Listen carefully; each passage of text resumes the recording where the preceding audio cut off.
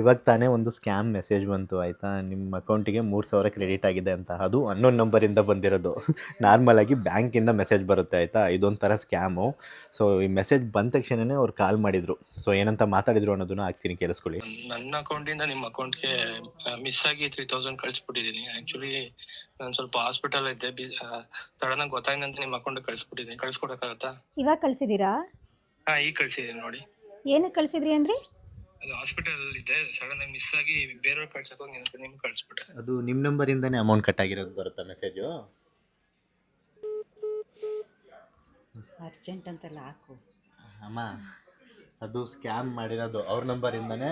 ಆ message forward ಮಾಡಿಬಿಟ್ಟು ದುಡ್ಡು ಕಳಿಸಿದ್ದೀವಿ ಅಂತ ಹೇಳ್ತಾರೆ. ಸೊ ಈ ಥರ ಒಂದು ಏನದು ಸ್ಕ್ಯಾಮ್ ಆಗ್ತಾ ಇದೆ.